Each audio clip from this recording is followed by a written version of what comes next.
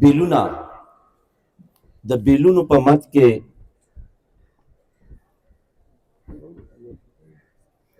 د بیلونو په مد کې 16,83,000 روپے چې په دې کې 12,50,000 روپے جناب مولانا مومن ګل سے پلاس باندې د ګیس بیلونه جمع شوي دي او دغه رنګې د بجلی تقریبا 4,33,000 روپے دا جمع شوي دي. کنسټرکشن تعمیرات په مد کې 47,80,000 روپے 47,80,000 روپے تاسو کو مرکز ته تللی بره مکتل وي دوره حدیث حال صحن ورسره دغه رنګې دارالحدیث د زنانو چې کوم نوی تیار شو دغه شان دا ټول په دې کې ماربل او پورا انتظامات چې کوم دي هغه برابر شوي دي او په هغې باندې 47 लाख روپے 47,80,000 روپے لګېدلي دي. زمونږ حضرت شیخ صاحب دوی کې یو صفت دی هغه دا چې معمولی هم څوک نن سبا دا پش سټارټ ګاډي راوتې دي معمولی هم څوک د مرکز سره تعاون وکړي او هغوی یو کار سټارټ کړي نو چېرې تر اخره ورسو نو معمولی تعاون سره کار سټارټ شو هغه کار ته 47,80,000 روپے چې هغه دوی ټول د خپل جیبه بیا ولګول او دغه تعمیراتي کار چې هغه برابر شو. ټوټل بجټ نور واحد په لاس باندې کوم ناظم د مدرسې دی 12,50,000 روپے ولګېدی. ټوټل بجټ زمونږ هغه 1,27,14,000 روپے دی.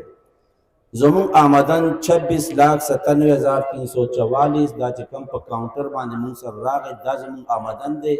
چې دا د دې نه منفي کې نو بیا 1,16,656 روپے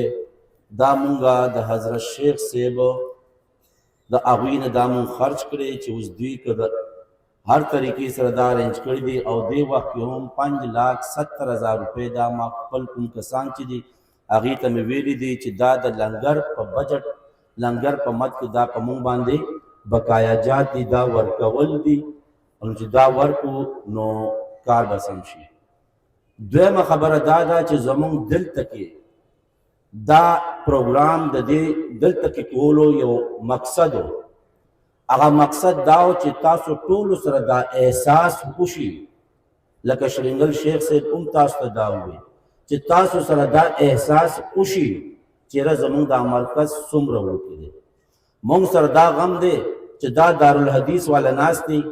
د دوی نه تاسو تپوس وکړئ چې څه کال دوی په دارالحدیث کې څومره تنګسیا سره ناست شوي دي او هغه خپل هغه دارالحدیث چلولی دی ولې هلته کې هم ځای کم شوی د دې دپاره افتا والا ناست د دې نه تپوس وکړئ چې تاسو په کوم ځای کې ناست وئ څه کال او دا افتا چلولی دی دا تعداد هم 100 ته رسېدلی دی. نو د دې مقصد دا و چې تاسو سره دا احساس پیدا شي چې دا مرکز زمونږ انتهایی کم د یو په 15 سیوا کول غواړي که هیڅ نه یو په 2 فوري را روان سیشن چې مونږ چلو را روان کال چې چلو چې هغې دپاره دا یو په 2 لوی شي که نو ما خو تاسو ته ووایې طریقه مې درته هم وښودله چې زمونږ حضرت شیخ صاحب کې دا یو صفت دی همت تاسو لږ وکړئ بیا ګورئ چې حضرت شیخ صاحب زما ورسره خبرې اترې وي سړی دا ګاډي به ټول خرڅ وکړه بیا هغوی په هېڅ باندې هیله نه کوي خو زمونږ او ستاسو د طرف نه خو هم څه حرکت پکار دی که نه لږ احساس پکار دی که نه آیا دومره عظیم مرکز چې د هغې نه دومره عظیم مشن روانېږي نو دا مرکز به مونږ وسعت به دې له نه ورکړو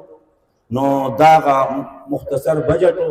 د دې دپاره مونږ سره چې زمونږ ضلع ثوابه هغوی کوم امداد کړی دی د هغوی مونږ شکریه ادا کوو بلکې زه به دا خبره وکړم چې زمونږ د ضلع ثوابه امیر محترم جناب مفتی